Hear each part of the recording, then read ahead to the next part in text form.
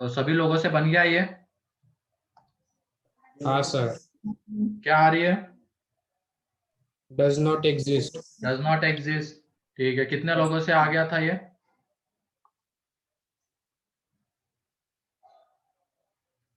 2 3, बस 4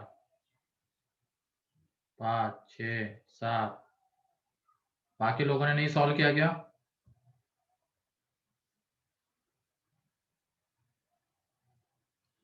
चलो ठीक है, देख लो अब यहाँ पे।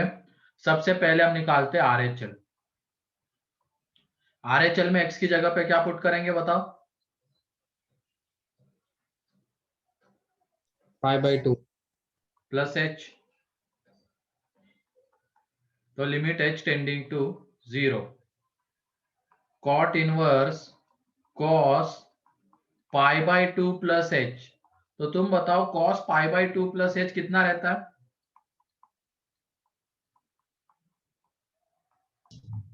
Sign H. Minus sine h। Minus sine है। अब ये बताओ, कल ही हमने ये डिस्कस किया था, डिस्कशन में भी आई थी ये बात, साइन h की वैल्यू किसके बीच में वैरी करती है? 0 to 1। ये साइन का ग्राफ है, h very very small positive number, तो साइन की वैल्यू 0 से थोड़ी बड़ी होगी एंड 1 से छोटी होगी, है कि नहीं? तो माइनस साइन h की वैल्यू किसके बीच में आती है?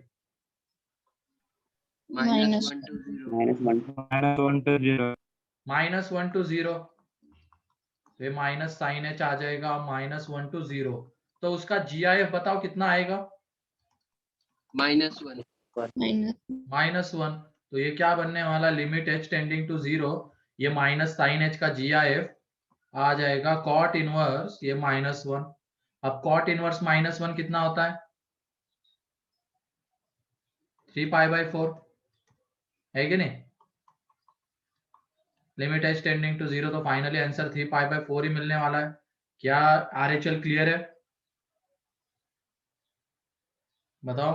Yes sir. तो ये आ गया RHL। अब उसके बाद LHL पे जाते हैं, तो LHL में x की जगह पे π/2 माइनस h, तो ये आ जाएगा limit h tending to 0, cot inverse cos π/2 minus h, ये आ जाएगा लिमिट h टेंडिंग टू 0, ये कॉट इनवर्स, ये साइन h आएगा। अब साइन h की वैल्यू किसके बीच में वैरी कर रही है? 0 to 1। तो उसका GIF कितना आएगा? 0। और कॉट इनवर्स 0 कितना होता है? बताओ, कौन से एंगल के लिए कॉट 0 आता है? 5/2 π/2। तो कॉट इनवर्स 0 कितना आएगा? π/2। ठीक है, तो RHL not equal to LHL, therefore limit does not exist। clear? Yes sir. किसी को कोई डाउट अब इसमें? तो लिख लो इसको जल्दी से।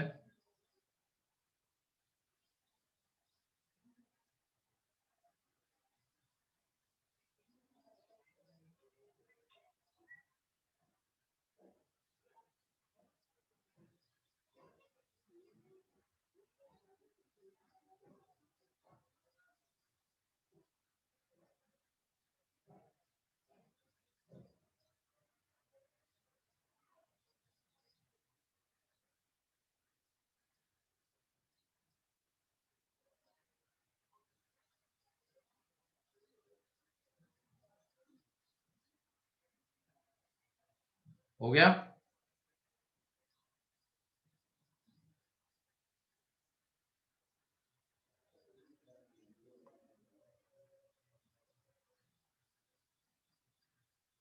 नेक्स्ट क्वेश्चन बताओ क्या था?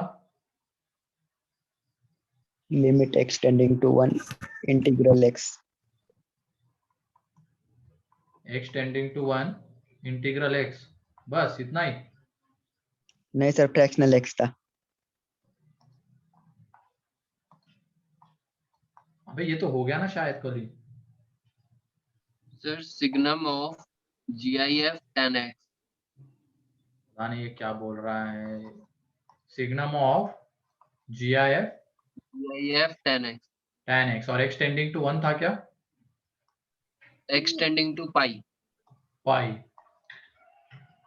ठीक है, तो x टेंडिंग टू पाई। चलो देख लो अब यहाँ पे। तो पहले RHL जब निकालेंगे तो x की जगह पे पाई प्लस h, तो ये लिमिट h टेंडिंग टू 0 आ जाएगा अब। और सिग्नम ये क्या बन जाएगा? GIF tan pi plus h, और tan पाई प्लस h कितना रहता है? 10h. 10h. tan h रहता है।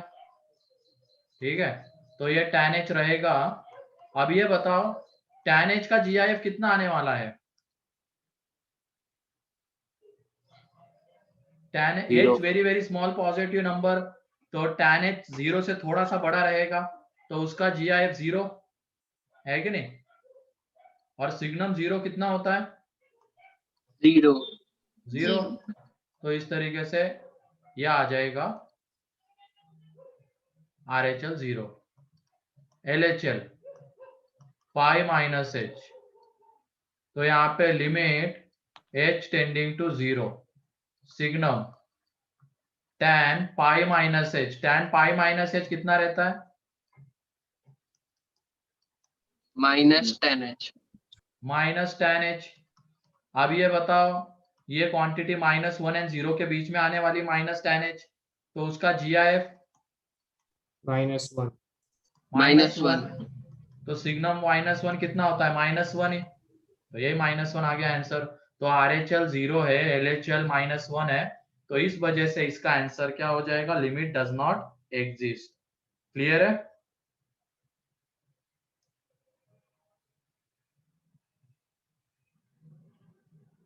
क्लियर? Yes, sir. हाँ।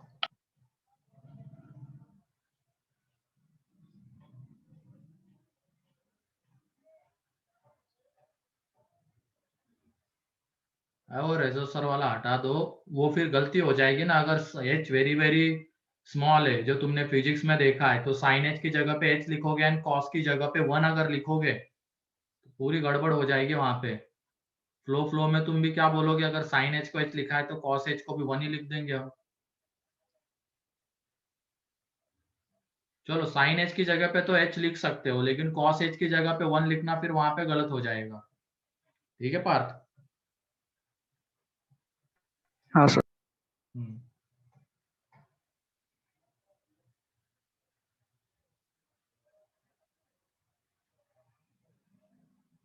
तो लिमिट LHL RHL निकालना आ जाएगा सभी लोगों को अब।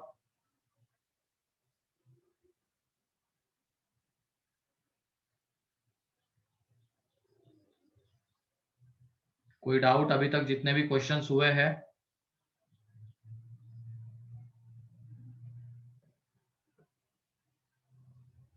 किसी को कोई डाउट?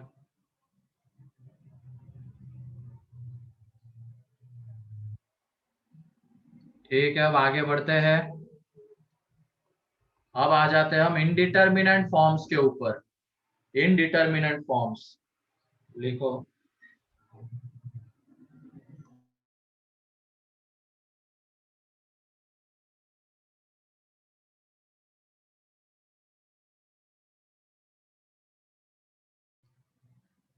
यहाँ पे इनडिटर्मिनेंट फॉर्म्स।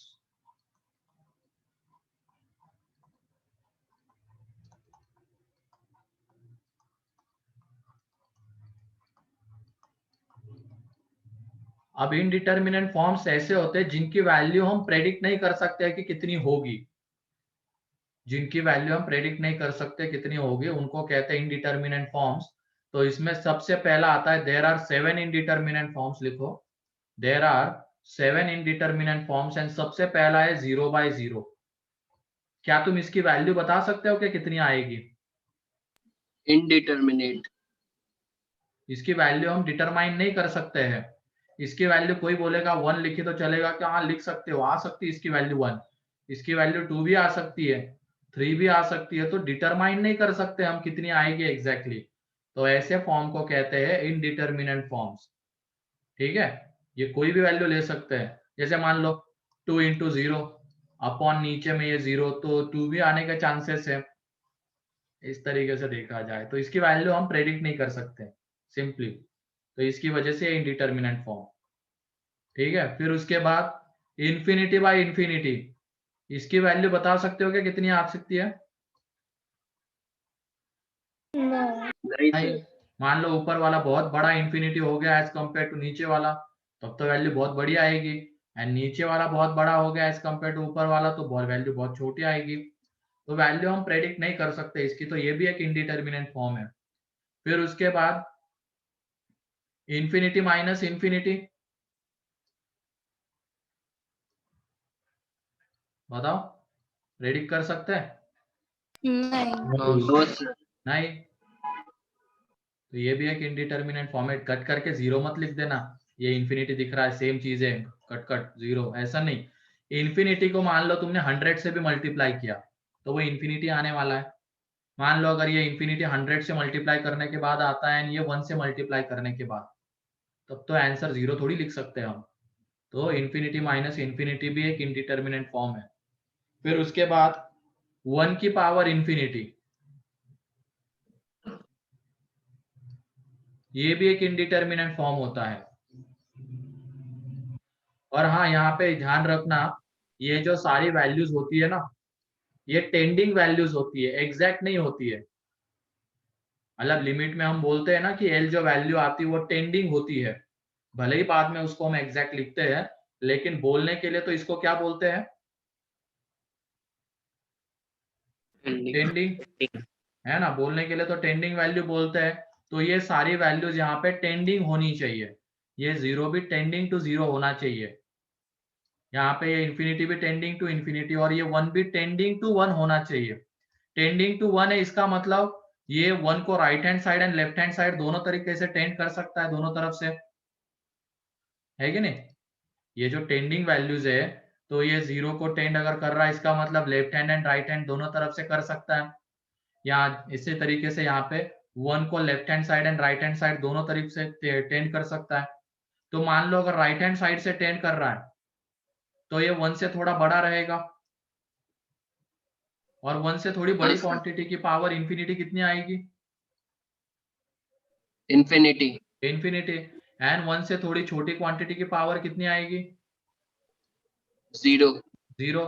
तो इस वजह से इसकी भी वैल्यू हम प्रेडिक्ट नहीं कर सकते हैं, तो इसकी वजह से ये भी हाँ बोलो। तो मतलब वो 1 नहीं होता है ना? वो एग्जैक्ट 1 नहीं होता है। सर वो ही नहीं समझा, 1 रेज़ टू इन्फिनिटी 1 क्यों नहीं है? जैसे मान लो अगर मैंने ये लिखा है अभी, तो x टेंडिंग टू 1, ये यहाँ पे 1 है, x है, तो इसको तो अभी हम क्या कहते हैं? ये x की वैल्यू कहाँ टेंड कर रही है? 1 टेंड कर रही है। इसमें अगर बोलना होगा तो हम क्या बोलेंगे? x की वैल्यू 1 टेंड कर रही है, एंड बाद में जब लिखेंगे तो क्या लिखेंगे? एग्जैक्ट 1। जब फाइनल आंसर लिखेंगे लिमिट का तो एग्जैक्ट 1। यहाँ पे तो चलो हो गया, लेकिन यहाँ पे क्या बोलेंगे? वैल्यू टेंडिंग टू 1 है। तो सेम देख लो, अब x की पावर में मैंने 1/x लिया है, x टेंडिंग टू 1 है। तो ये देखो, लेफ्ट हैंड साइड से जब हम अप्रोच करते हैं तो यहाँ पे क्या लिखेंगे? 1 minus H, and right hand side से जब अप्रोच करेंगे तो 1 प्लस एच। तो यहाँ पे अभी हम एग्जैक्ट 1 तो नहीं बोल सकते, ये वैल्यू कैसी होगी? टेंडिंग टू 1 होगी। इधर ही अगर हमें बोलना है ना, इसी में अगर बोलना है तो ये वाली x टेंडिंग टू 1 पे ये टेंडिंग टू 1 आएगा, ठीक है? यस। और इसकी पावर में ये इन्फिनिटी, तो ये एक तरीके से इनडिटर्मिनेट फॉर्म आता है ऐसा। यहाँ पे भी इधर ही अगर बोलना है हमें यहाँ पे, तो क्या बोलेंगे? x टेंडिंग टू 1 है, बाद में जब लिमिट की वैल्यू लिखनी है तो वो एग्जैक्ट 1 लिखता है, लेकिन अगर यहीं पे उसको कहना है तो वो x कैसा है? टेंडिंग टू 1 है, ठीक है? और मैं Yes, sir.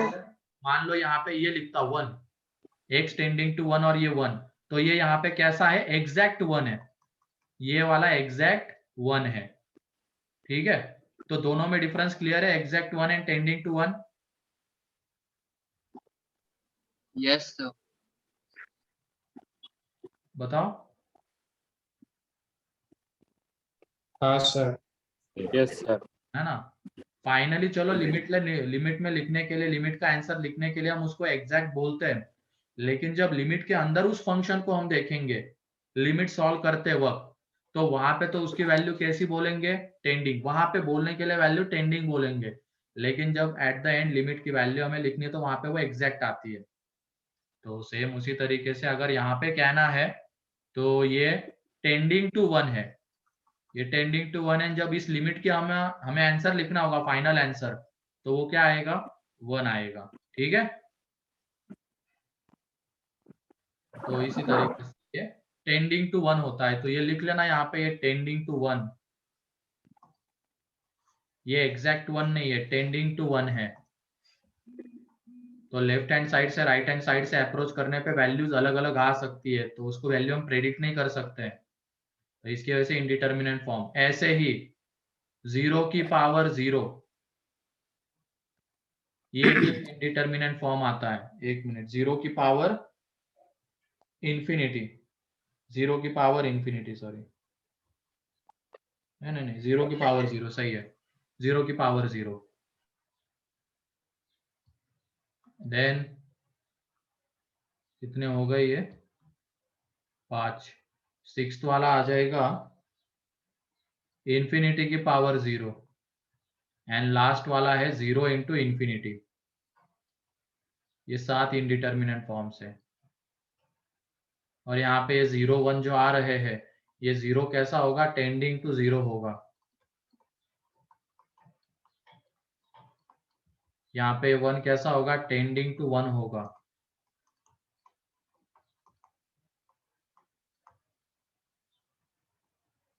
तो डिफरेंस क्लियर है ना, एग्जैक्ट 1 एंड टेंडिंग टू 1 में।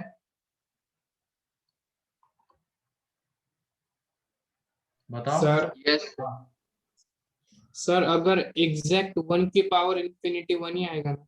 1 ही आएगा। एग्जैक्ट 1 की पावर इंफिनिटी अगर लिखेंगे तो वो 1 ही आएगा, लेकिन टेंडिंग टू अगर 1 है तो फिर वहां पे कुछ भी हो सकता है, उसकी वैल्यू हम नहीं प्रेडिक्ट कर सकते। ठीक है, सर इन्फिनिटी रेज टू 0 1 आ सकता है ना? नहीं ना रे। अब ये देख लो, मान लो ये टेंडिंग टू 0 है, हम जब लेफ्ट हैंड साइड से अप्रोच करेंगे तो क्या पुट करते हैं, 0 माइनस एच पुट करते हैं ना, तो इन्फिनिटी की पावर में माइनस एच, और फिर वो नीचे जाएगा तो इन्फिनिटी की पावर में एच। ठीक है, तो इस तरीके हाँ। से चीजें हो जाती है वो। तो ये एक तरीके से इनडिटर्मिनेंट है, इसकी वैल्यू हम नहीं बता सकते देखा जाए तो। ठीक है, ओके सर। तो ये 7 इनडिटर्मिनेंट फॉर्म्स है। बस यहाँ पे 2 चीजें सिंपली क्या याद रखनी है, ये 7 इनडिटर्मिनेंट फॉर्म्स, और यहाँ पे ये 0 टेंडिंग टू 0 होता है एंड 1 टेंडिंग टू 1 होता है।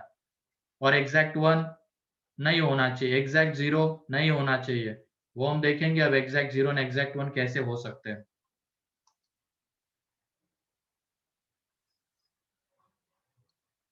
लेकिन जब लिमिट का फाइनल आंसर लिखते हैं वहां पे तो वो एग्जैक्ट वैल्यू होती है, उसमें कंफ्यूज मत होना।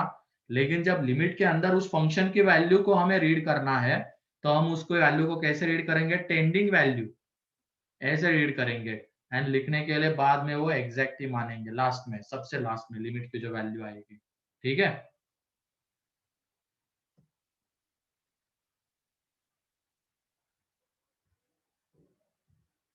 अब ये इनडिटर्मिनेंट फॉर्म्स की जरूरत क्यों पड़ती है और लिमिट क्यों आता है, तो वो देख लो। यहाँ पे ये है लिमिट x टेंडिंग टू 0, या तो ये वाला फॉर्म है f of x is equal to x by x। तो यहाँ पे बताओ, क्या तुम 0 पे इसकी वैल्यू बता सकते हो क्या कितनी आएगी? नहीं। नहीं सर। 0 इसके डोमेन में ही नहीं है कि नहीं? तो 0 पे इसकी निकाली जाती है लिमिटिंग वैल्यू, वही लिमिट निकाली जाती है, क्योंकि 0 तो इसके डोमेन में नहीं, तो 0 पे ये एग्जिस्ट ही नहीं करने वाला है। तो 0 पे तो हमें फिर उसका क्या करना पड़ेगा, लिमिट की वैल्यू निकालनी पड़ेगी। तो ये देख लो, लिमिट x टेंडिंग टू 0, ये x बाय एक्स, तो इसके लिए लिमिट आती है। वैसे लास्ट लेक्चर में भी बताया था लिमिट का मेन पर्पज क्या था आने का, कंटिन्यूटी। कंटिन्यूटी में भी फिर क्या हो रहा था, ब्रेक अगर हो रहा था तो उसको मैथमेटिकली कैसे रिप्रेजेंट करें, तो फिर उसके लिए लिमिट थी। और मेनली कौन से फंक्शन के लिए रहता है ये, जहां पे फंक्शन ब्रेक होता है उन्हीं के लिए हम, मतलब या तो फंक्शन डिफाइन नहीं होता है उन्हीं के लिए लिमिट होती है। So, हाँ so indeterminate फॉर्म के लिए लिमिट एग्जिस्ट करेगी? हाँ करेगी ना, देखने वाले हैं ना अभी। अभी तो ये बताओ कौन सा इनडिटर्मिनेंट फॉर्म आएगा यहाँ पे, या तो क्वेश्चन ही लिख लो। चलो question, find the indeterminate forms, find the indeterminate forms. यहाँ पे ज्यादा सोचो मत, ठीक है, बेसिक से 2-3 पॉइंट, ये टेंडिंग वैल्यूज और फिर ये 7 इनडिटर्मिनेंट फॉर्म्स। ज्यादा अगर सोचोगे ना, ये 1 एग्जैक्ट 1 और ये वगैरह, फिर कंफ्यूज हो जाएगा। लिमिट में तो सर आपने एग्जैक्ट बोला, यहाँ पे कैसे टेंडिंग, ठीक है, तो वो एट द एंड तो एग्जैक्ट ही मानते हैं, लेकिन जब बीच में गिनेंगे तो टेंडिंग टू 1। तो ज्यादा यहाँ पे दिमाग मत चलाओ, जहाँ पे चलाना होगा मैं बताऊंगा कि यहाँ पे तो सोचो तुम, लेकिन यहाँ पे कुछ मत ज्यादा सोचना। ये 7 इनडिटर्मिनेंट फॉर्म्स है, ये टेंडिंग टू 0 होना चाहिए, टेंडिंग टू 1 होना चाहिए। और लिमिट का जब हम फाइनल आंसर लिखते हैं तो वो कैसा होता है, एग्जैक्ट होता है। ठीक है, find the indeterminate forms.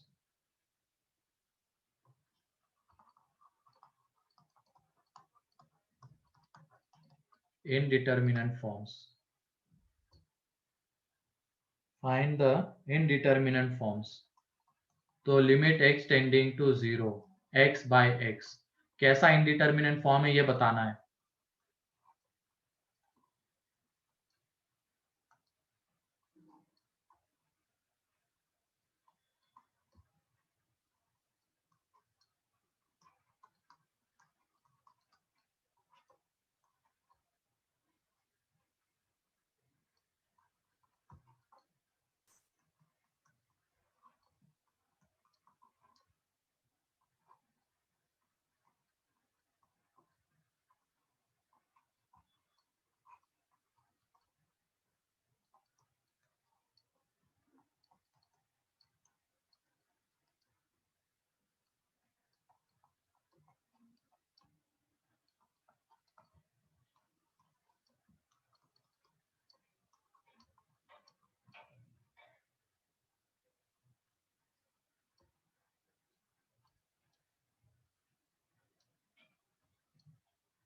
Sir ये सेकंड में फैक्टर्स काट दिए तो ऐसा कुछ होता नहीं ना?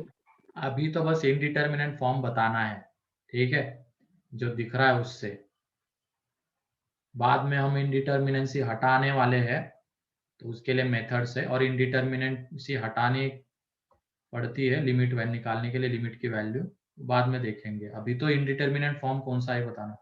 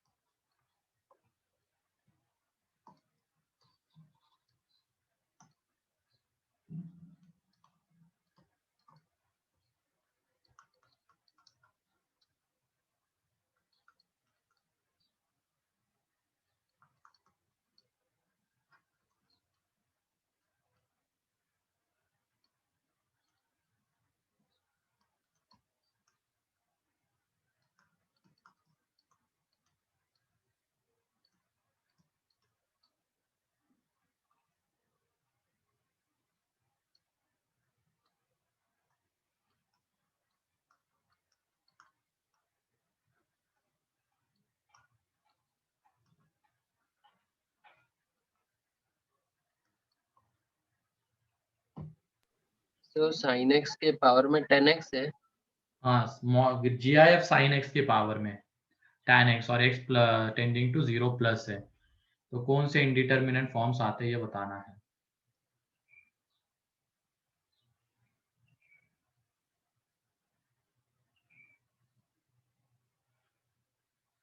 तो अभी अगर हम x टेंडिंग टू 0 लेके जा रहे हैं तो ये 0 जाएगा, ये भी 0 जाएगा, तो क्या टेंडिंग टू 0 है क्या ऊपर वाला? yes बताओ। sir, नीचे वाला भी टेंडिंग टू 0, sir. तो इसका मतलब ये कौन सा इंडिटरमिनेंट फॉर्म है? 0 बाय 0 by 0. अगला वाला बताओ कौन सा है? 0 by 0. 0 by ये भी 0 बाय 0 ही आता है, क्योंकि जब x टेंडिंग टू 2 लेके जाएंगे तो वो x माइनस 2 वाला फैक्टर टेंडिंग टू 0 होगा, तो 0 बाय 0। अब बताओ ये 0 प्लस है, तो ये वाली वैल्यू बताओ क्या आती है? टेंडिंग टू 0 आती है, एग्जैक्ट 0 आती है ऊपर वाली? exact 0. exact 0, एग्जैक्ट 0 आएगी ना 0 प्लस पे। 0 प्लस पे जब हम देखेंगे तो GIF के अंदर के क्वांटिटी 0 से थोड़ी सी बड़ी, तो ये एग्जैक्ट 0 देगा हमें, तो इसको हम टेंडिंग टू 0 कह ही नहीं सकते। यहाँ पे जो ये आने वाला है अब एग्जैक्ट 0 आने वाला है, एग्जैक्ट 0, तो ये इंडिटरमिनेंट फॉर्म नहीं है, दिस इज नॉट इंडिटरमिनेंट फॉर्म। तो इसका आंसर फाइनली क्या आएगा? ऊपर में अगर एग्जैक्ट 0 बन रहा है तो फाइनल आंसर इसका 0 हो जाएगा, ठीक है। अभी तो ये ऊपर वाले तो इनडिटरमिनेंट फॉर्म्स है, तो इसकी लिमिट की वैल्यू तो हम अभी नहीं बता सकते डायरेक्टली, हमें इनडिटरमिनेंसी हटानी पड़ती है, उसके बाद लिमिट की वैल्यू बता सकते हैं। तो इनडिटरमिनेंसी हटाने के तरीके हम देखने वाले आगे, ठीक है। लेकिन ये तो इनडिटरमिनेंट फॉर्म ही नहीं है, क्योंकि ऊपर में ये एग्जैक्ट 0 है, क्योंकि भले ही अंदर वाला ये टेंडिंग टू 0, लेकिन ये GIF की वजह से ये ऊपर वाली क्वांटिटी, पूरी क्वांटिटी देखेंगे तो ये क्या हो जाएगी? एग्जैक्ट 0, तो इसकी वजह से इसका फाइनल आंसर 0 आने वाला है, this is not indeterminate form. Clear है ये तीसरा? बताओ। हाँ सर. ठीक है, हाँ सर. तो इसकी लिमिट की वैल्यू डायरेक्टली 0 आ जाएगी, ये इनडिटरमिनेंट फॉर्म नहीं है, लिख लेना थर्ड में, third is not indeterminate form because numerator is exact 0। फिर ऐसे ही फोर्थ बताओ, 1 की power raised infinity. to infinity. 1 raise to infinity, क्योंकि ये x टेंडिंग टू 0 रहेगा तो 1 प्लस x टेंडिंग टू 1 आएगा, तो ये टेंडिंग 1 है, तो इनडिटरमिनेंट फॉर्म 1 की पावर इंफिनिटी। ये वाला बताओ, 1 की पावर One. infinity. ये एग्जैक्ट 1 आता है, टेंडिंग टू 1 आता है, ये GIF है, exact 1. एग्जैक्ट 1 आएगा, Exact 1. है ना, ये एग्जैक्ट 1 आएगा, तो ये इनडिटरमिनेंट फॉर्म है क्या?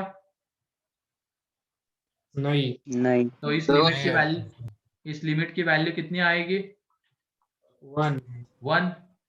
1 की पावर कुछ भी आने दो, अब एग्जैक्ट 1 की पावर, लेकिन ठीक है, टेंडिंग टू 1 की पावर अगर इंफिनिटी आ रहा है तो वो कैसा फॉर्म है? इनडिटरमिनेंट फॉर्म है, और एग्जैक्ट 1 की पावर में इंफिनिटी भी आने दो, आंसर तो 1 ही आने वाला है, ठीक है। तो फिफ्थ क्लियर है अब? क्योंकि जब x टेंडिंग टू 0 रहेगा, cos की वैल्यू 0 to 1 के बीच में आएगी, तो इस GIF की वजह से ये क्या हो जाएगा? एक मिनट, एग्जैक्ट 0 आ रहा है ना, ये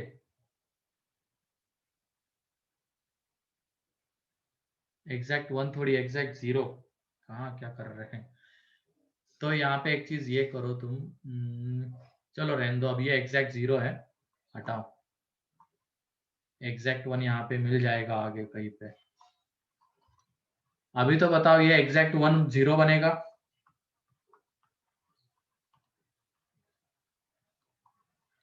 तो एग्जैक्ट 0 की पावर ये कितना आ रहा है? इंफिनिटी,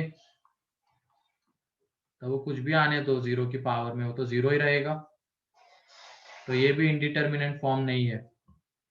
क्लियर है क्या ये फिफ्थ वाला? सर वो 5th वाला वापस एक बार समझा दो.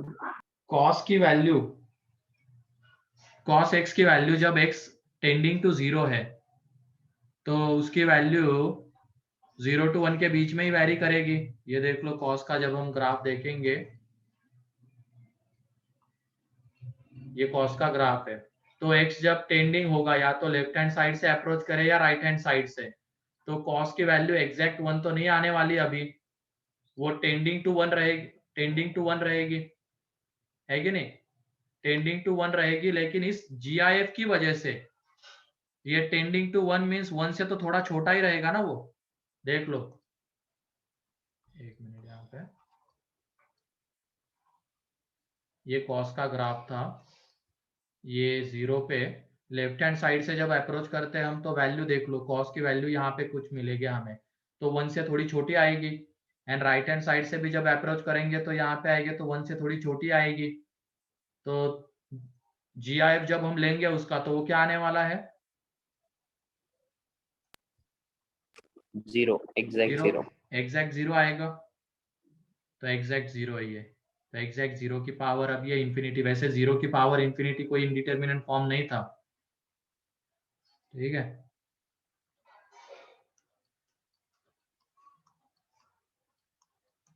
और ये एग्जैक्ट 0 आ रहा है ऊपर से, टेंडिंग टू 0 भी नहीं है, तो फाइनल आंसर 0 ही रहेगा। क्लियर है? बताओ। हाँ सर। हाँ, अगला कौन सा इंडिटरमिनेंट फॉर्म है? 0 into 0 इंटू इंफिनिटी, क्योंकि ये टेंडिंग टू 0 आएगा, x टेंडिंग टू 0 पे। ये वाला बताओ।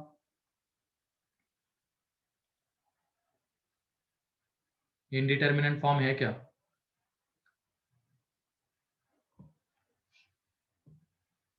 हाँ सर वो रेज टू 10x है क्या? हाँ, रेज टू tan x है। सर नहीं आएगा, इंडिटरमिनेट फॉर्म नहीं है, क्यों नहीं है? इंडिपेंडेंट नहीं है। एग्जैक्ट क्योंकि 0 की जीरो पावर निकाल 5 लेना है। एग्जैक्ट है ना? 0 हो जाएगा। एग्जैक्ट 0 बनता है नीचे, ये जो 0 प्लस पे साइन x जो आता है वो एग्जैक्ट 0 है। ये जो आएगा ये एग्जैक्ट 0 आएगा।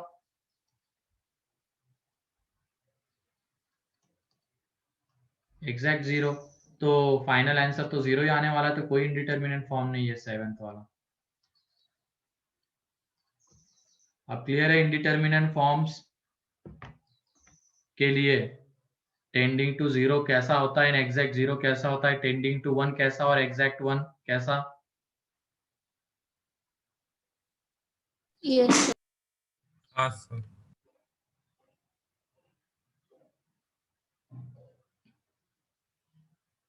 अब ये देखो, इनमें तो ये इंडिटरमिनेंट फॉर्म्स आ रहे बहुत सारे क्वेश्चंस में। थर्ड को छोड़ दिया जाए, फिफ्थ को छोड़ दिया जाए एंड 7th को छोड़ दिया जाए, बाकी सब में इंडिटरमिनेंट फॉर्म्स प्रेजेंट है। तो उनकी वैल्यू तो हम अभी डायरेक्टली प्रेडिक्ट नहीं कर सकते कि कितनी आएगी। जैसे ये x is equal to x tending to 0, exact 0 पे तो हम इसकी वैल्यू नहीं बता सकते, लेकिन 0 पे अब हम इसकी लिमिटिंग वैल्यू बता सकते हैं। 0 पे इसकी लिमिटिंग वैल्यू बता सकते हैं। उसके लिए बस हमें क्या करना होगा, इसमें जो इनडिटर्मिनेंसी आ रही है उसको हमें हटाना पड़ेगा। मतलब ये 0/0 वाला फॉर्म हमें हटाना पड़ेगा, चाहे उसके लिए कॉमन फैक्टर को कैंसल आउट करना पड़े, चाहे उसके लिए हमें कोई भी मैथमेटिकल ऑपरेशन करना पड़े, वहां पे वो हम करेंगे एंड इनडिटर्मिनेंसी हटाएंगे। और उसके बाद ही हमें फिर उसकी कैसी वैल्यू मिलेगी, लिमिटिंग वैल्यू मिलेगी उस पॉइंट पे। ठीक है, तो पहले तो तुम ये बताओ, ये इनडिटर्मिनेंट फॉर्म्स क्लियर है क्या? हाँ सर। यस ठीक है, और एक लास्ट वाला लिख लो अब, एग्जैक्ट 1 वाला। यहाँ पे तो कहीं पे एग्जांपल नहीं दिख रहा है, तो एग्जैक्ट 1 वाला 8th में लिख लो। लिमिट x टेंडिंग टू 0, ये 1 प्लस कॉस x की पावर में 1/x।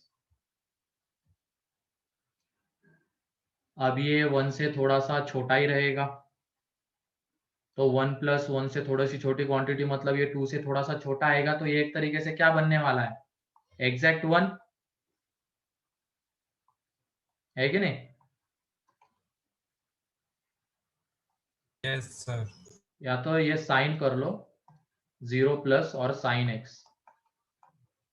तो ये एग्जैक्ट 1 बनने वाला है, तो ये कोई इंडिटरमिनेंट फॉर्म नहीं है। इसका फाइनल आंसर कितना आने वाला है? 1।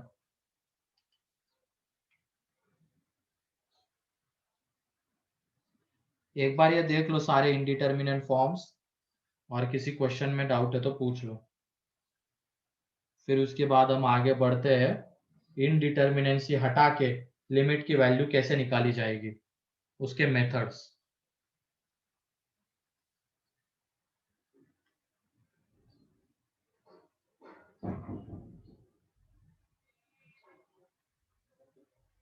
इसके पहले जितने भी हमने क्वेश्चंस किए इनडिटरमिनेंसी के पहले, उसमें वो इनडिटरमिनेंट फॉर्म्स नहीं आ रहे थे। ठीक है, इनडिटरमिनेंट फॉर्म्स वहां पे नहीं आ रहे थे। इनडिटरमिनेंट फॉर्म्स आते कब है? मतलब उस पॉइंट पे फंक्शन नॉट डिफाइन हो रहा होगा तभी आते हैं। तो वो 7 इनडिटरमिनेंट फॉर्म्स कौन से? 0/0, इंफिनिटी बाय इंफिनिटी, 1 की पावर इंफिनिटी, इंफिनिटी की पावर 0, 0 की power 0, infinity minus infinity and 0 into infinity. ये 7 इनडिटरमिनेंट फॉर्म्स है।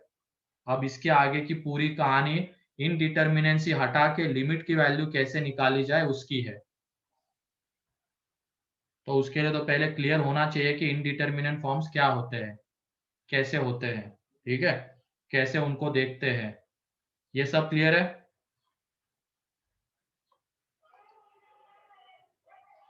हाँ सर। कोई भी डाउट है तो पूछ लो यहाँ पे तुम लोग, क्योंकि यही सबसे पहले पहचान में आना चाहिए कि वो इनडिटरमिनेंट फॉर्म है या नहीं है तो कौन सा है।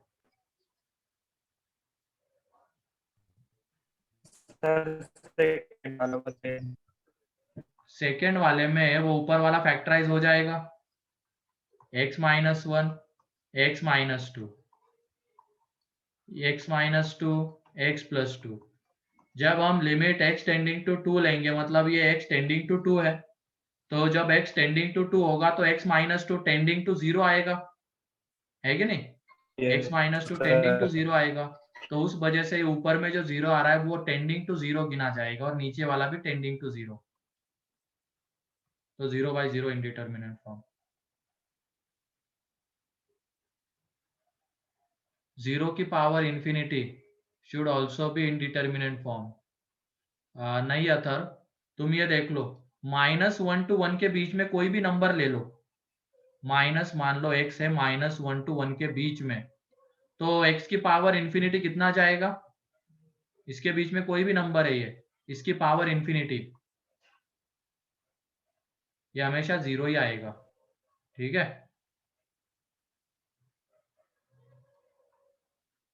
Okay sir. हाँ, तो इसकी वजह से 0 की पावर इंफिनिटी, अब वो टेंडिंग टू 0 रहता है, मीन्स 0 से थोड़ा सा छोटा हो सकता है, 0 से थोड़ा बड़ा, यही हो सकता है ना, टेंडिंग टू 0 मीन्स। हाँ तो 0 से थोड़ा छोटा रहे या 0 से थोड़ा बड़ा भी रहे और उसकी पावर इंफिनिटी, वो तो 0 ही आना है एट द एंड। तो वो कोई इंडिटरमिनेंट फॉर्म नहीं, उसकी वैल्यू हम प्रेडिक्ट कर सकते हैं, डिटरमाइन कर सकते हैं, 0 आती है।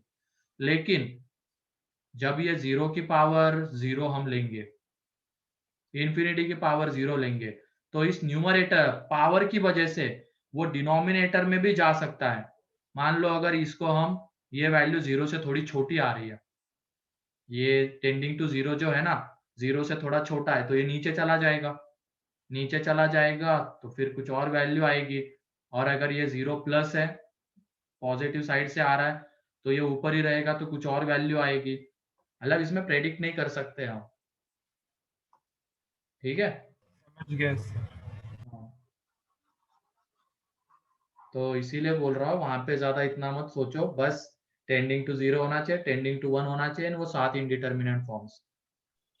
तो हाँ, सर हमें तो बस यही डिफरेंशिएट करना है कि कौन सा टेंडिंग और कौन सा एग्जैक्ट है ना। हाँ, वो आइडेंटिफाई करने के लिए इनडिटरमिनेंट फॉर्म।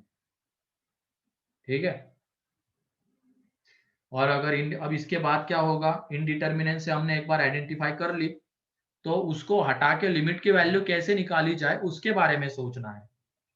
तो क्वेश्चन में सबसे पहले क्या, ये इनडिटरमिनेंट फॉर्म है या नहीं है तो कौन सा इनडिटरमिनेंट फॉर्म है, एंड अगर वो इनडिटर्मिनेट फॉर्म हमें पता चल गया तो उसको कैसे हटाएंगे और लिमिट की वैल्यू लाएंगे, इसके बारे में सोचना है।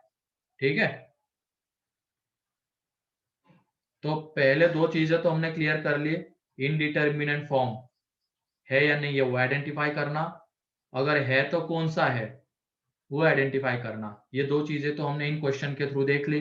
अब आगे बढ़ते हैं, कोई डाउट किसी को? अब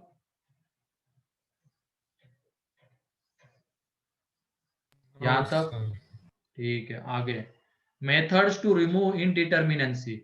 अब इनडिटर्मिनेंसी हटा के लिमिट निकालनी है, तो इनडिटर्मिनेंसी हटाने के मेथड्स हमें देखने पड़ेंगे। तो लिखो methods to remove indeterminacy.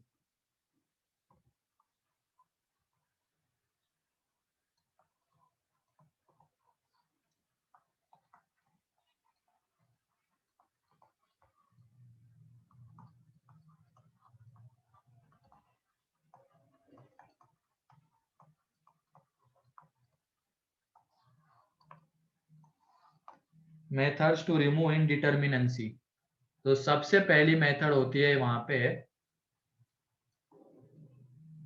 Method 1, वो है फैक्टराइजेशन मेथड।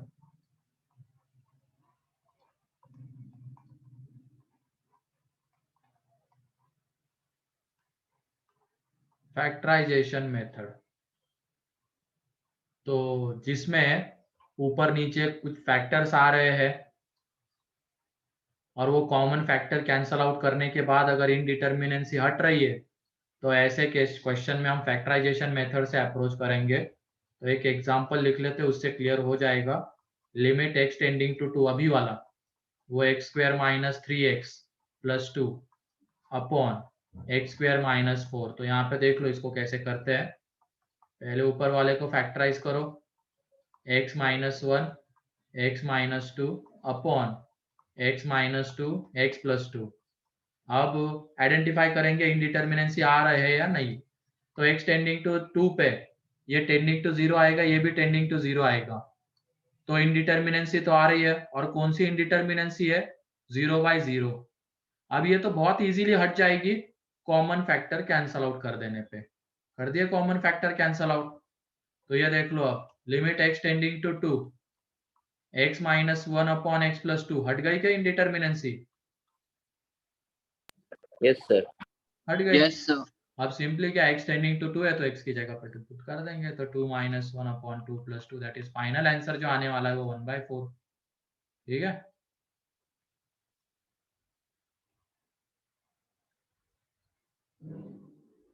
अब ऐसे क्वेश्चन में फिर RHL LHL मत निकालो, ये भी एक कंफ्यूजन होता है किसी किसी को, सर RHL LHL कब चेक करें। तो ये याद रखना, जब भी GIF आता है, फ्रैक्शनल पार्ट आता है, अंडर रूट के अंदर में कुछ आता है, सिग्नम आता है, ठीक है, GIF आता है, फ्रैक्शनल पार्ट आता है, अंडर रूट के अंदर में कुछ आता है, सिग्नम आता है, मॉड आता है, उन क्वेश्चंस में LHL RHL की जरूरत पड़ती है। क्योंकि इसके पहले भी क्वेश्चन देख लो तुम बहुत सारे, GIF, सिग्नम, इनवर्स, हाँ इनवर्स भी है, उन्हीं में हमें GIF की इसकी जरूरत पड़ी थी, LHL RHL की, है कि नहीं? क्योंकि वही उसी में डज नॉट एग्जिस्ट के चांसेस बनते थे। क्लियर है? तो ये ध्यान रखना, LHL RHL कहाँ पे देखना है?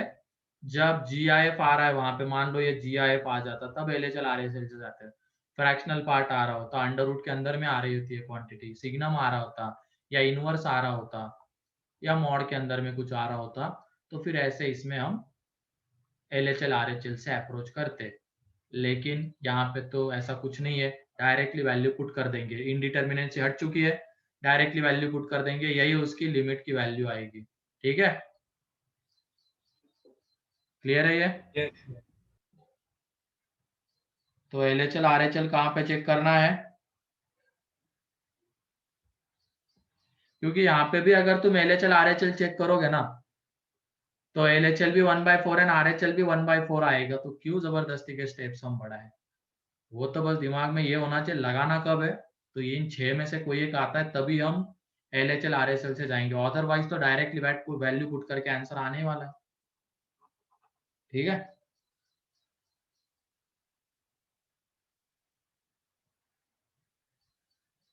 जाने के लिए तो जा सकते हो, यहाँ पे एक्सटेंडिंग टू 2 है तो LHL देखो RHL देखो, फाइनल आंसर तो दोनों का LHL RHL दोनों 1/4 आएंगे, तो आंसर 1/4 ही लिखना है। तो ये फैक्टराइजेशन वाले मेथड में क्या कर रहे हैं हम, ये क्लियर है, इनडिटर्मिनेंसी हटाने के लिए सिंपली जिन फैक्टर्स की वजह से इनडिटर्मिनेंसी आ रही थी, जैसे यहाँ पे ये x minus N x minus 2 की वजह से इनडिटर्मिनेंसी आ रही है, तो वो कैंसल आउट हो गए, इनडिटर्मिनेंसी हट गई, आंसर आ गया।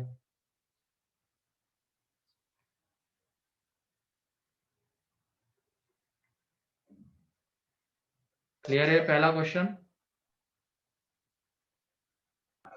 हाँ सर। नेक्स्ट अब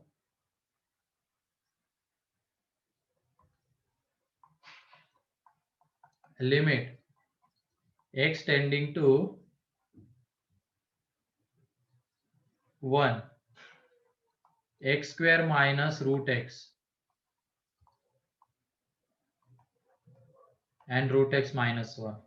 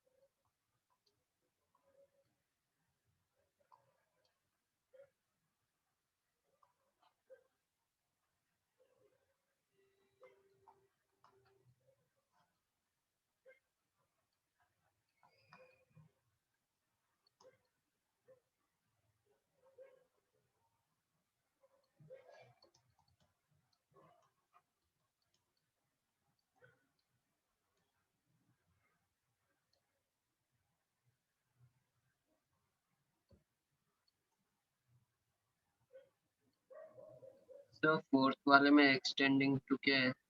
0 है। अच्छा, यहाँ पे थर्ड वाले में x टेंडिंग टू 2,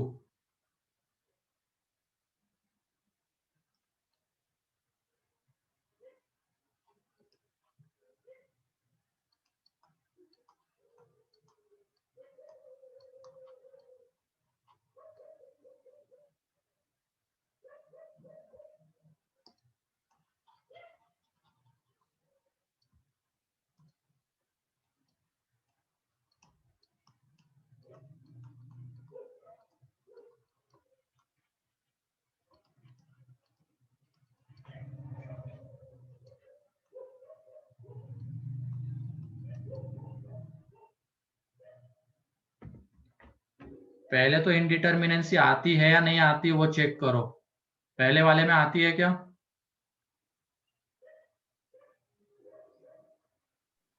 हाँ सर। ना, कौन सी आती है? 0/0 0/0। 0/0 वाली। अब उसको हटाने के लिए देखो क्या करेंगे, फैक्टराइजेशन अभी हम देख रहे हैं तो फैक्टराइज ही करना है।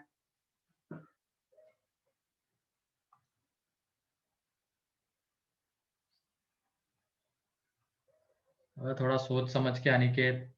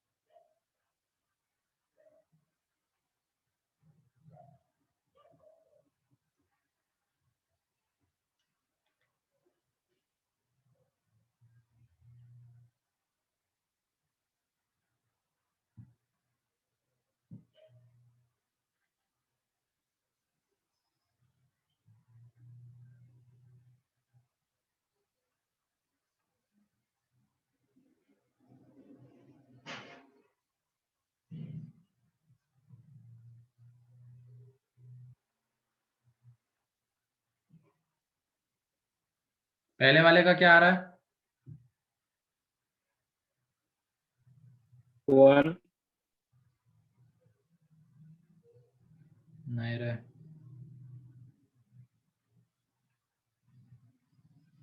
ये देखो ना। कैसे होंगे? हाँ 4 सर। सर 3 आ रहा है क्या? 3 आता है।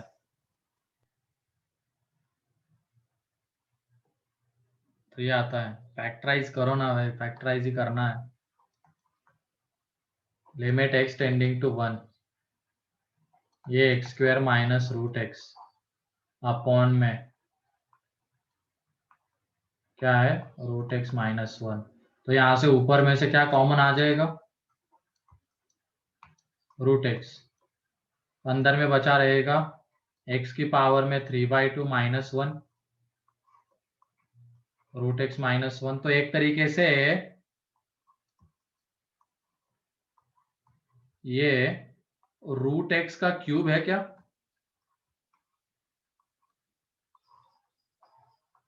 है कि नहीं? और नीचे में जिस फैक्टर की वजह से इनडिटर्मिनेंसी आ रही वो वाला फैक्टर क्या, रूट एक्स माइनस 1। तो ऊपर में भी अगर हम रूट एक्स माइनस 1 लाए तो वो कैंसल आउट होके इनडिटर्मिनेंसी हट जाएगी। इस मोटिव से आगे बढ़ना है।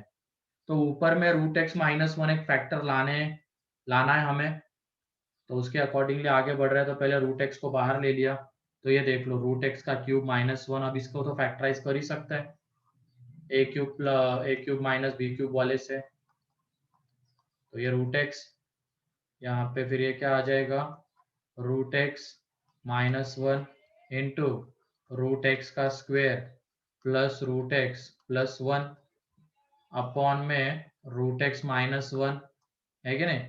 ये कैंसल आउट। अब x टेंडिंग टू 1 है और अंडर रूट आ रहा है, ठीक है? तो इसमें भी बता देता हूँ कि कब चेक करनी है। अब ये x टेंडिंग टू 1 पे अंडर रूट के अंदर अंडर रूट डिफाइन होगा क्या, बताओ?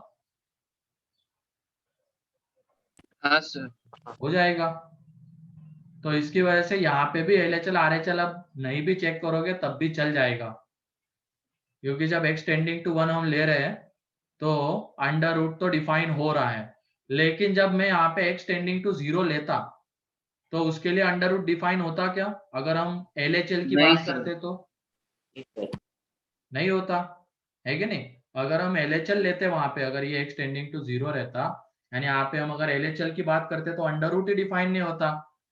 तो अंडर रूट में भी कब चेक करनी है, जब अंडर रूट के अंदर की क्वांटिटी कितनी जा रही होगी, 0।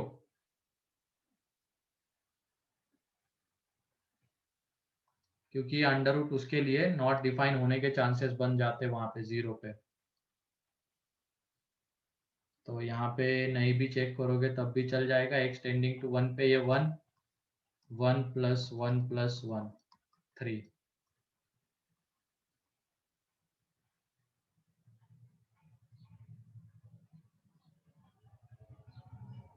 ये अंडर रूट के अंदर की क्वांटिटी टेंडिंग टू 0 ऐसा क्यों बोला मैंने, क्योंकि मान लो अगर कभी कभी ये आ जाता x टेंडिंग टू 1, तो यहाँ पे भी डायरेक्टली हम 0 लिख सकते हैं क्या 1 पुट करके? नहीं सर। क्योंकि x टेंडिंग टू 1 पे अगर हम LHL निकालेंगे तो अंडर रूट डिफाइन होगा क्या? नेगेटिव आ जाएगा अंदर। अंडर रूट के अंदर में निगेटिव आ जाएगा तो वो डिफाइन ही नहीं हो पाएगा। तो इसकी वजह से अंडर रूट में भी कब लिमिट चेक करनी है LHL RHL, जब अंडर रूट के अंदर की क्वांटिटी, मान लो ये x टेंडिंग टू a है और उसके लिए अंडर रूट के अंदर की क्वांटिटी 0 जा रही होगी, अंडर रूट के अंदर की क्वांटिटी 0 जा रही होगी तब। ये बहुत सारी चीजें इसमें हमें याद रखनी पड़ेगी अगर कम टाइम में क्वेश्चन को बनाना है तो, वरना फिर वो LHL RHL निकालते रह जाएंगे। आंसर तो आ जाएगा लेकिन वो बहुत टाइम ले जाएगा। तो ये हमें पता होना चाहिए कि कब LHL RHL लगा के करना है और कब डायरेक्टली करना है, ठीक है? तो ध्यान से सुनते जाओ ये सारी चीजें। जब अंडर रूट के अंदर में, अंडर रूट में भी सारे अंडर रूट में लगाने की जरूरत नहीं है। जब x टेंडिंग टू a है मान लो लिमिट, और उसके लिए अंडर रूट के अंदर की क्वांटिटी 0 जा रही है, तब वहां पे LHL RHL से इसको सॉल्व करना है। ठीक है, क्लियर है? अंडर रूट में कब आए LHL RHL से करना है?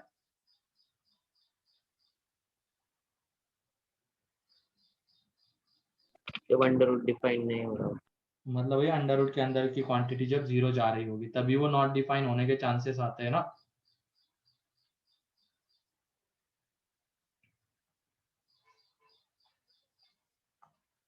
सर वो क्वेश्चन वाला पेज दिखाना। और जो जो बातें बताई जा रही ना सुनो अच्छे से, वरना फिर ये टॉपिक तो पता नहीं क्या हाल करेगा।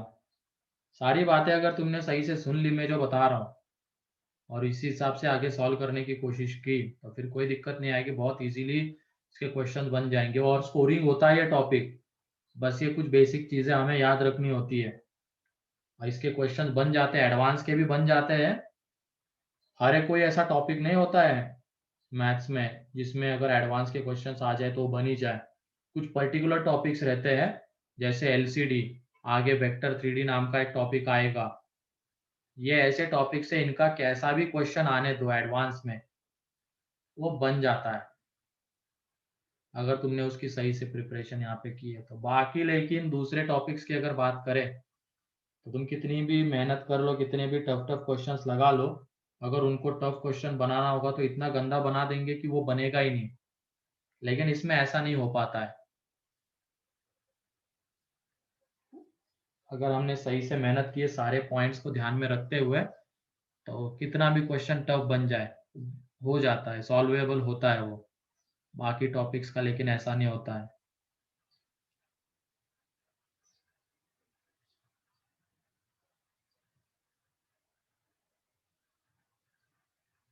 ये मैं जब टफ बनाने की बारी आएगी तब की बात कर रहा हूँ, ठीक है? और पेपर टफ ही बने, हर एक टॉपिक के टफ ही क्वेश्चंस आए ये भी जरूरी नहीं है। लेकिन मान लो तुमने बहुत अच्छे से कर लिया है सर्कल स्ट्रेट लाइन और उसके ऐसे क्वेश्चन डाल दे जो पता नहीं बन सकते हैं उसमें क्वेश्चंस जो देखे हुए ना हो। सेकंड का 12 सही है। हाँ सर 12। सेकंड का 12 सभी लोगों का आ गया। हाँ यस सर। सर। पहले तो ये इनडिटर्मिनेंट फॉर्म है या नहीं है वो देखो, क्योंकि ये चेक करना जरूरी है। कभी कभी क्या होता है इनडिटर्मिनेंट फॉर्म रहता ही नहीं है और हम जबरदस्ती वहां पे इनडिटर्मिनेंट से हटाने के बारे में सोचते हैं। ठीक है, तो ये देखना बहुत ज्यादा जरूरी होता है सबसे पहले कि इनडिटर्मिनेंट फॉर्म है या नहीं है। ठीक है,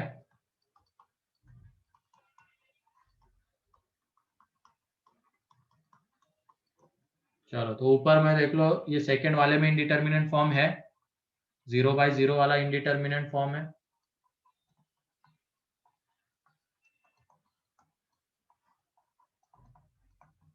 जीरो बाई जीरो वाला, क्योंकि x टेंडिंग टू 2 पे ऊपर वाला भी 0 जा रहा है नीचे वाला भी 0 जा रहा है, तो ये है। अब इनडिटर्मिनेंट से हटानी है, फैक्टराइज हो जाएगा x - 2 x square plus 2x plus 4 upon x - 2। तो ये देखो ये कट गया, इनडिटर्मिनेंसी हट गई। इनडिटर्मिनेंसी हट गई, डायरेक्टली वैल्यू पुट कर देंगे ऐसे क्वेश्चंस में, तो LHL RHL की कोई जरूरत नहीं है। 4 + 4 + 4 दैट इज 12। क्लियर है सेकेंड? किसी को कोई डाउट इसमें?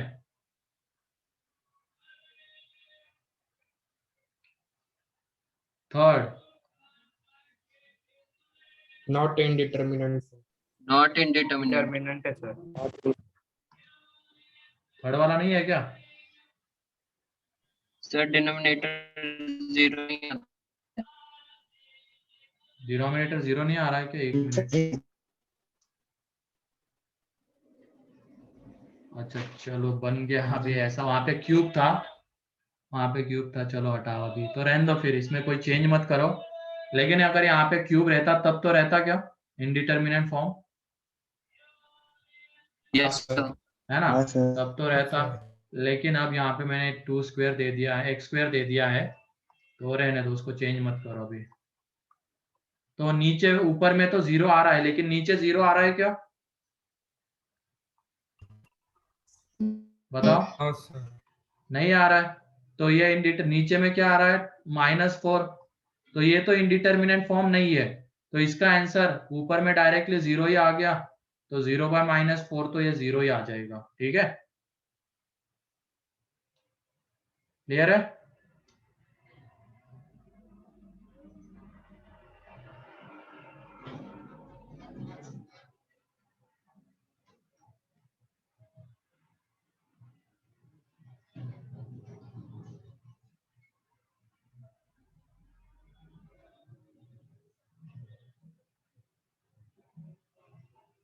फोर्थ वाला बताओ। इनडिटरमिनेट। इनडिटरमिनेंट Zero. फॉर्म है,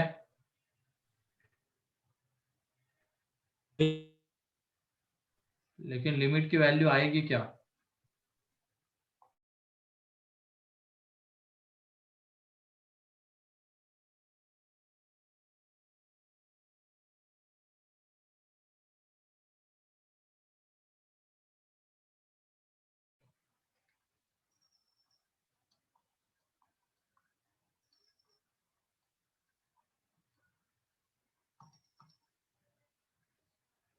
हाँ वही, यानी कि तुम लोग ना सुनते नहीं हो बातें ढंग से।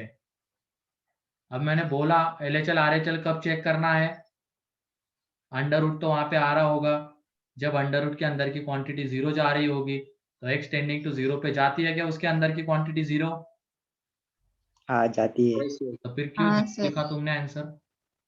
हाँ सर वो गलती से हो गया। गलती से हो गया। अगर तुम सुनोगे सर नहीं ना अच्छे से, फिर ये बहुत टफ हो जाएगा तुम लोगों के लिए टॉपिक, पहले ही बता दे रहा हूं मैं। लिमिट में ही सारी चीजें अच्छे से सुन लो, एक बार लिमिट परफेक्ट हो गई ना, फिर कंटिन्यूटी एंड डिफरेंशियबिलिटी कुछ नहीं, लिमिट ही वो एक तरीके से। ठीक है, लिमिट अगर आती तो उसके क्वेश्चन बहुत इजीली बन जाते हैं, लेकिन लिमिट में ध्यान से सुन लेना कि लिमिट कैसे निकाली जाएगी, इनडिटर्मिनेंसी आ रही तो इनडिटर्मिनेंसी को कैसे हटाया जाएगा, कहाँ कहाँ पे LHL RHL निकालने की जरूरत पड़ती है, और कहाँ कहाँ पे हम डायरेक्टली वैल्यू पुट करके भी बता सकते हैं लिमिट की वैल्यू। तो ये देख लो अगले वाले में,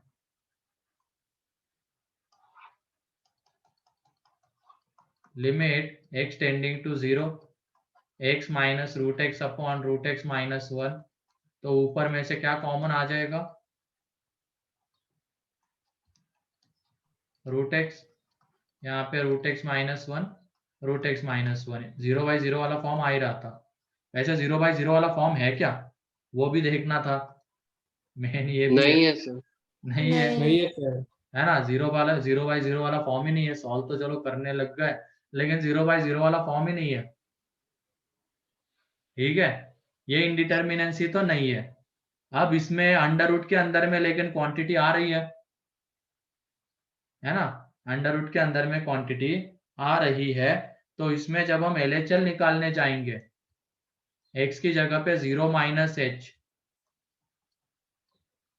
तो h टेंडिंग टू 0, ये -h minus under root minus h, under root minus h minus 1। तो क्या ये डिफाइन होगा क्या, नहीं। नहीं सर। ये डिफाइन ही नहीं होगा। ये अगर डिफाइन ही नहीं होगा तो LHL एग्जिस्ट करेगा क्या, नहीं। नहीं। Does not exist. और ये एग्जिस्ट ही नहीं करेगा तो लिमिट एग्जिस्ट करेगी क्या, नहीं सर। नहीं।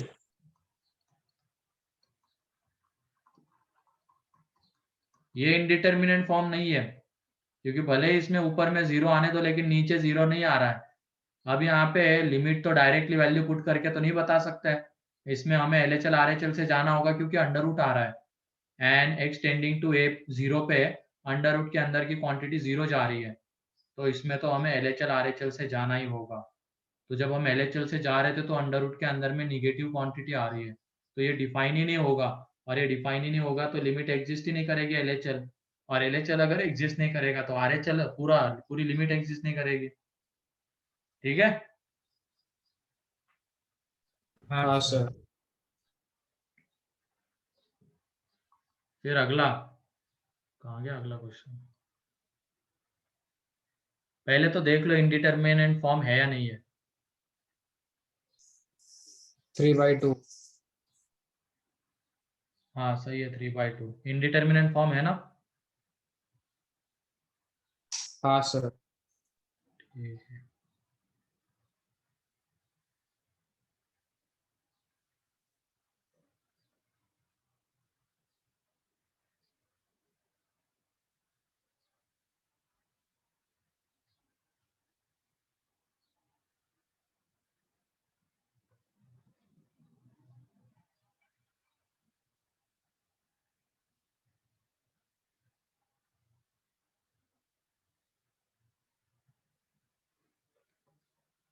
देख लो अभी ये फैक्टराइज कैसे होगा। पहले तो इनडिटरमिनेट फॉर्म आता है या नहीं आता है वो देख लेना, उसके बाद ही फैक्टराइजेशन के ऊपर बढ़ना। Limit x tending to 1 x³ minus x² into log x plus log x minus 1 upon x² minus 1। तो x की जगह पे 1 पुट करने के बाद ये 1, ये log 1 0 हो जाएगा, ये 0, ये 0 माइनस 1, तो 1 माइनस 1 0, ऊपर में 0 एंड नीचे में भी 0, तो ये 0/0 वाला फॉर्म है। ठीक है। अब इसमें फैक्टराइज करेंगे। अब फैक्टराइज करेंगे तो कैसे करें, इन दोनों को एक साथ ले लो तुम, x³ माइनस 1 एंड ये अगले वाले को एक साथ log x minus x² into log x। इन दोनों को एक साथ जब तुम ले लोगे तो देख लो यहाँ पे इसके factors limit x tending to 1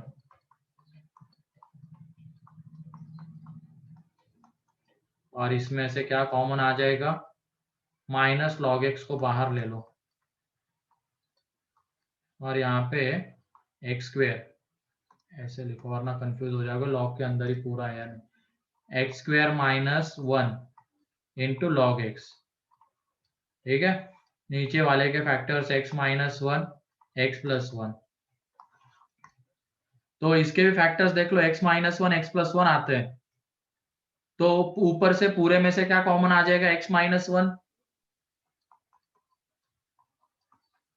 नीचे में भी x माइनस 1 है,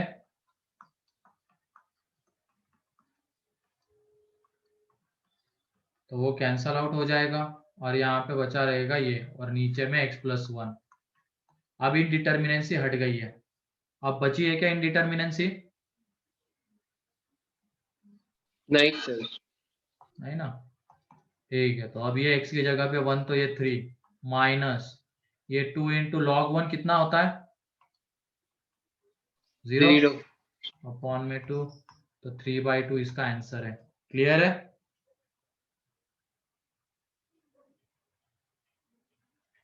सर हाँ सर वो लास्ट क्वेश्चन में डिनोमिनेटर क्या है उसका? लास्ट क्वेश्चन में denominator x² plus 4x plus 5 है, तो ये सर इनडिटरमिनेट वहाँ पे फॉर्म है माइनस नहीं है? नहीं है। इनडिटरमिनेट फॉर्म है क्या ये, नहीं। नहीं है, क्योंकि ऊपर में 0 आ रहा है, नीचे में कितना आ रहा है 10, तो 0/10 थोड़ी इनडिटरमिनेट फॉर्म होता है, तो 0 ही दे देगा हमें फाइनली। ठीक है। हाँ सर।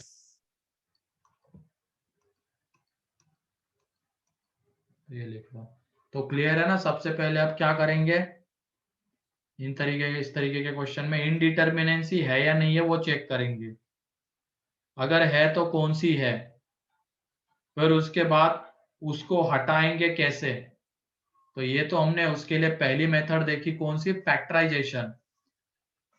जिन फैक्टर्स की वजह से इनडिटरमिनेंसी आ रही है उनको कैंसल आउट करने की कोशिश करनी है, ऊपर में भी वही फैक्टर लाना है, नीचे में भी वही फैक्टर, ताकि वो इनडिटरमिनेंसी हट जाए। जैसे 0/0 वाला अगर आ रहा है तो जिस फैक्टर की वजह से 0 आ रहा है उनको कैंसल आउट होना ही पड़ेगा यहाँ पे।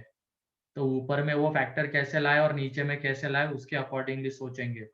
एक बार वो फैक्टर कैंसल आउट हो गया तो इनडिटरमिनेंसी हट जाएगी, और इनडिटरमिनेंसी हट गई तो हमेशा LHL RHL निकाला जाए ये जरूरी नहीं है, कभी कभी डायरेक्टली वैल्यू पुट करके भी हम लिमिट की वैल्यू लिख सकते हैं, लेकिन LHL RHL कब देखेंगे? जब वहां पे GIF आ रहा है, जब वहां पे फ्रैक्शनल पार्ट आ रहा है, जब वहां पे अंडर रूट आ रहा है, जब वहां पे मॉड आ रहा है, सिग्नम आ रहा है। और अंडर रूट में भी कब देखेंगे? जब अंडर रूट के अंदर की क्वांटिटी जा रही है 0 एंड फ्रैक्शन और GIF में भी हमेशा चेक करने की जरूरत नहीं है, उसमें भी तभी चेक करना है जब उसके अंदर की क्वांटिटी जा रही होगी इंटीजर, क्योंकि हमने लास्ट लेक्चर में देखा है, उसके ग्राफ को भी तुम देख लो, जब जब उसके अंदर इंटीजर आता है तब तब उसकी लिमिट एग्जिस्ट नहीं करती है कि नहीं? वहां पे ब्रेक होता है उसका ग्राफ। तो GIF एंड फ्रैक्शनल पार्ट में भी कब चेक करनी है? जब उसके अंदर की क्वांटिटी इंटीजर हो रही होगी, तभी LHL RHL से अप्रोच करना है। मान लो x टेंडिंग टू 1/2 है एंड GIF गिवन है, ये गिवन है limit x tending to 1/2 and GIF x, तो यहाँ पे LHL RHL की जरूरत है क्या? नहीं सर। अंदर की क्वांटिटी इंटीजर थोड़ी जा रही है, अंदर की क्वांटिटी तो 1/2 से थोड़ी सी छोटी या थोड़ी सी बड़ी, इसका मतलब उसका GIF हमेशा कितना आएगा? 0, है कि नहीं? तो GIF में भी तभी करना है LHL RHL जब उसके अंदर की क्वांटिटी इंटीजर हो रही होगी। सिग्नम में भी जब उसके अंदर की क्वांटिटी 0 हो रही होगी तभी चेक करना LHL RHL, ठीक है? तो ये सारे पॉइंट्स याद रखना, तो कम इसमें आंसर आ जाएगा। एग्जाम में ऑप्शंस रहेंगे और अगर वहां पे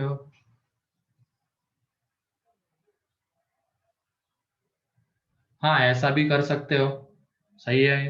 मान लो एग्जाम में तुम ऑब्जेक्टिव टाइप ही एग्जाम रहेगी अपनी, लेकिन मान लो इंटीजर में भी क्यों देंगे डज नॉट एग्जिस्ट वाला ऑप्शन रहेंगे।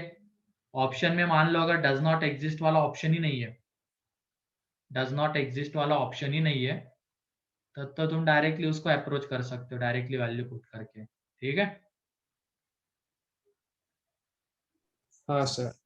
लेकिन ऐसा ऑप्शन दिख रहा है डज नॉट एग्जिस्ट वाला, तब तो फिर LHL RHL, ठीक?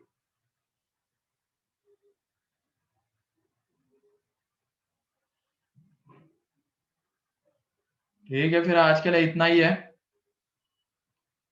बाकी नेक्स्ट लेक्चर में हम और मेथड सीखेंगे, ठीक है? किसी को कोई डाउट आज के इसमें? और सर मॉड में हर बार चेक करना होगा? मॉड जहाँ पे डिफाइन हो रहा है, मतलब ये जहाँ पे उसके अंदर की क्वांटिटी निगेटिव या पॉजिटिव, जैसे ये मॉड x है, तो ये डिफाइन कहाँ पे होता है? 0 पे, है ना? मतलब मॉड में भी वही है, जब उसके अंदर की क्वांटिटी 0 आ रही है तब, ठीक है? क्योंकि 0 से Yes, बड़ा sir. रहेगा तो मॉड पॉजिटिव के साथ ओपन होगा एंड 0 से छोटा रहेगा तो निगेटिव के साथ। या तो फिर सिंपली वही ऑप्शन वाला भी देख सकते हो तुम। ऑप्शन में अगर डज नॉट एग्जिस्ट वाला ऑप्शन ही नहीं है, तब तो फिर डायरेक्टली भी जाओगे वैल्यू पुट करके, तब भी कोई दिक्कत नहीं होगी, आंसर आ जाएगा। लेकिन डज नॉट एग्जिस्ट वाला ऑप्शन दिख रहा है वहां पे, यानी ये GIF फ्रैक्शनल पार्ट इस तरीके की चीजें आ रही है, तब भी LHL RHL हमें देखना पड़ेगा, ठीक है? उससे भी तुम आइडिया ले सकते हो ऑप्शन से। कोई डाउट किसी को?